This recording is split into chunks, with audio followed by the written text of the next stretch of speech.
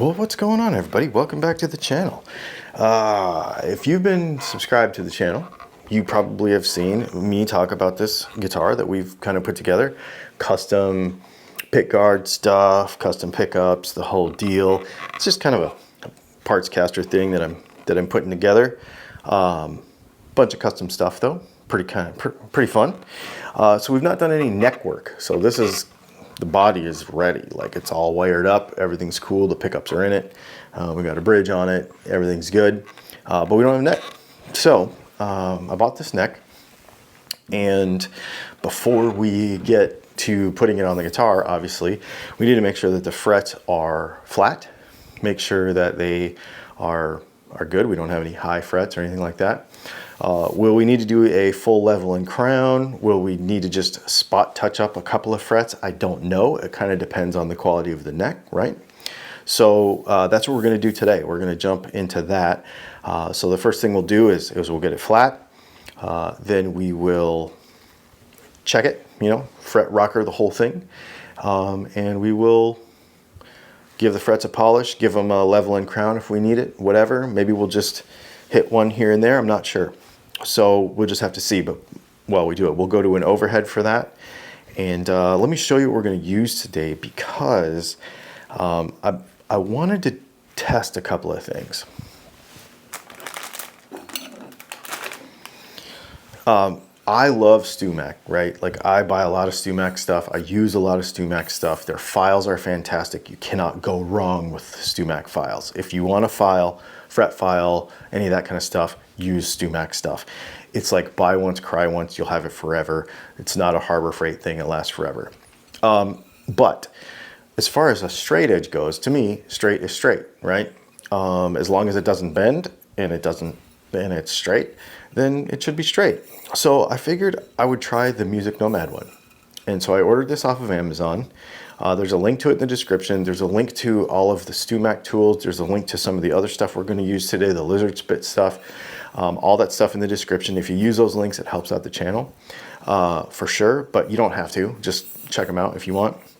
Anyway, this thing was only like 35 bucks or something. So we're going to see, well, I've already tested it. I put it on some glass, put it on some marble, put it on some other stuff, and it's really straight. So for the money, it's pretty killer. And I don't say that very often. It's pretty killer. It's got 25.5 inch and 24/7.5. So we'll use that today, which I think is a fairly good money savings. And then we've got a fret rocker here to do some fret rockering with. And then we've got our StewMac toolkit that we're going to use for adjusting the truss rod. And I've got my little, hopefully I don't have to do a full fret level and polish, but this is my little spot level block that I use. I'll leave a link to that. Not expensive. And then of course, to get our fretboard and our frets back up to par, we're going to use our lizard spit fret polishing system and our fretboard oil. So we'll get into this right now. Let's go ahead and go to an overhead and get this thing going.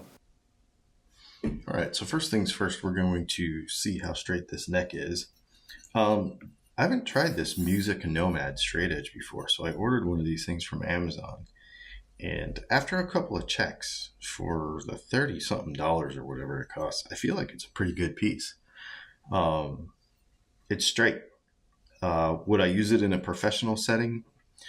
I'd probably get the StewMac one because, but straight is straight, right? So yeah, it's awesome. It's got a 25.5 inch scale and it's got a 24/7.5 scale, which is pretty neat. So we'll go ahead and set this on the neck, and we will just verify that we don't see any light at the ends. We don't see any light in the middle. We don't see any light on this end. So this neck is as flat as you can get in the middle. And if it were to not be flat, let's say we were to have gaps on the ends, that means that there would be a hump in the middle. We would just loosen the truss rod a little bit and let that relax, right? But if there was a gap in the middle and no gap on the ends, then we'd give it a little tighten and bring that middle up. But we want this to be as straight as possible because that's going to give us our baseline for what our frets are going to look like. So now that the neck is straight, let's go ahead and see how flat the frets are. All right, so for this, we're going to use a fret rocker, which is this guy right here. It's got a couple of different lengths on it, right? And the idea is to bridge across the middle fret. So bridge across 3 frets at the same time.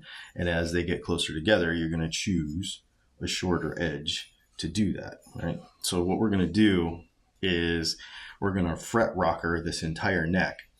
We're going to do it in 3 places on each fret. So basically, I'm going to go on the bottom, the middle, and the top.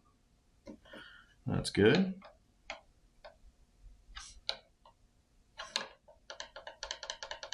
Hear that?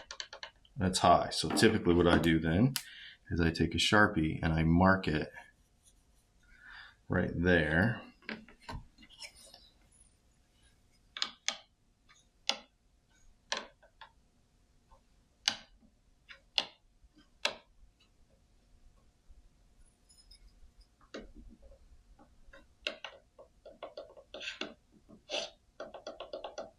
That one's high in the middle, so I mark it in the middle.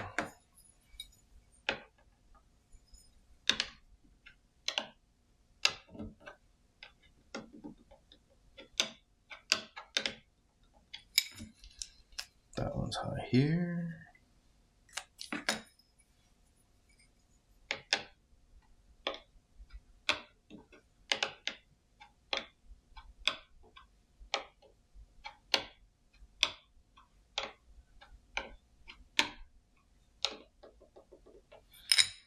That one's high there.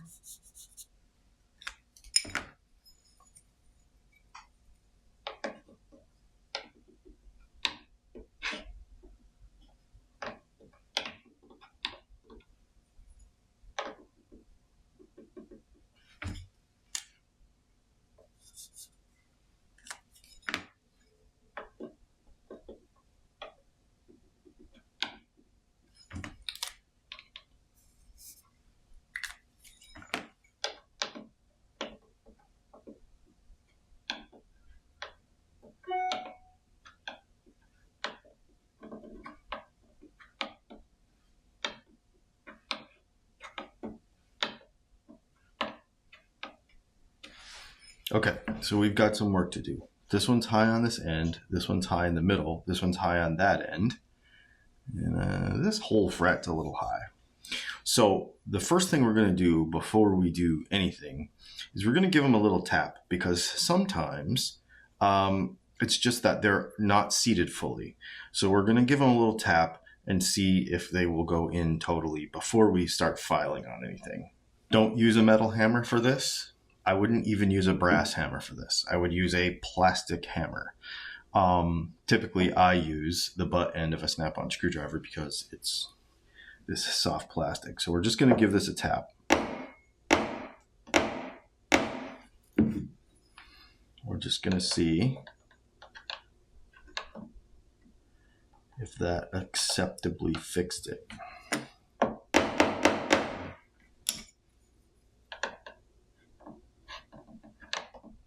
Okay, we're going to call that good. Now, let's check this other one. Yeah, see, sometimes it's just a little whack.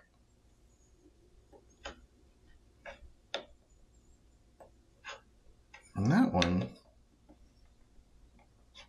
I feel like maybe I imagined that before, because I feel, well, hang on.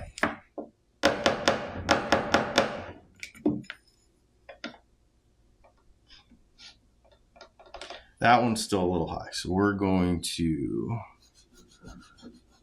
leave this one alone. We're going to leave this one alone. Now that we've got those handled, we're going to fix that one.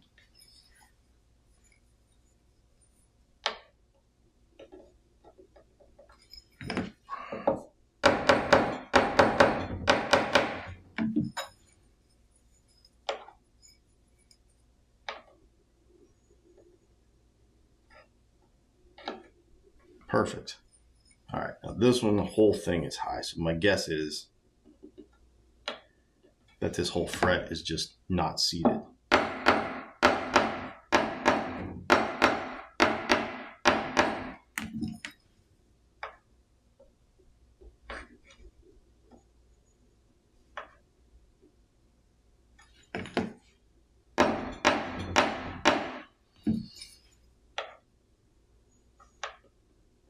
Cool. So that's okay. So this is the only one left that we really need to fix. So here's the thing. When you tap on a fret, the one thing you just really need to be careful of is when you do that, if you tap on the middle, because we've got an arch here, you don't want to jam it into the wood and then cause the fret to like do some other weird hoop. Like if this is high, you tap here and then it makes the ends high because you're bending the fret. So you kind of got to be careful with that. But you know, there is that. All right, so let's go ahead. That fret's still a little high. So I'm going to go ahead and mark that. And I'm going to get my little sanding block. And I've got a real short sanding block that we're going to go ahead and use to just knock the top off of that fret real quick. And I mean, it's barely high. So I don't even want to go that.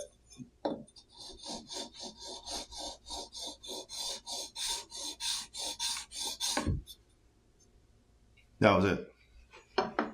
That was it. And I just used 800 grit, so it's actually not even that gritty.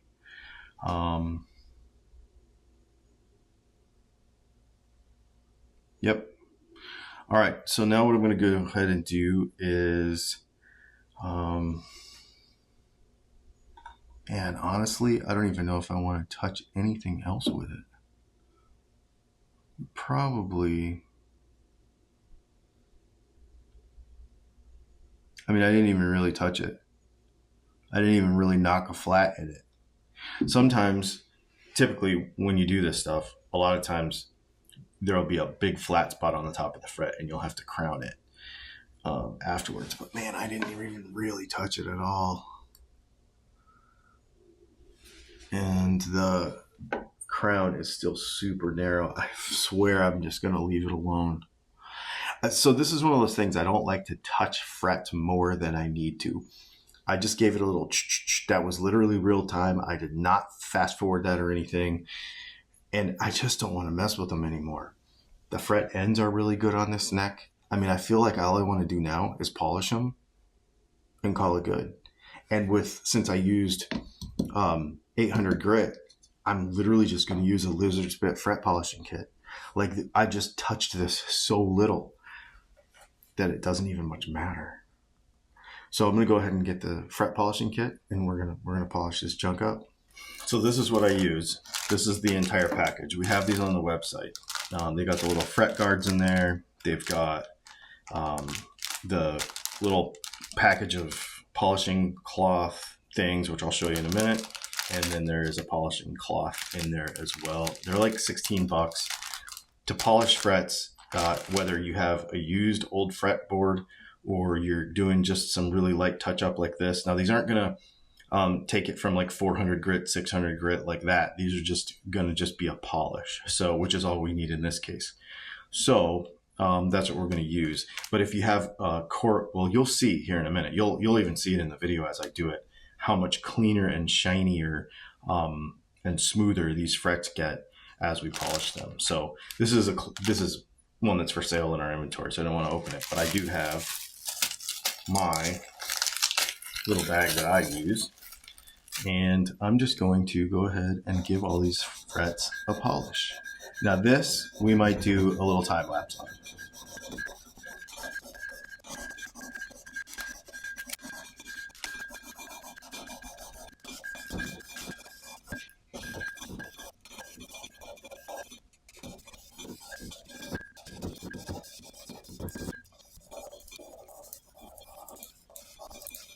All right, so now we're going to get this all cleaned up. We're going to use our Lizard Spit fretboard conditioner. This is orange oil based, and so we'll just dab some on there, and that'll clean all this goo that we have smeared all over the neck. Get that all off of there, and we will have shiny frets.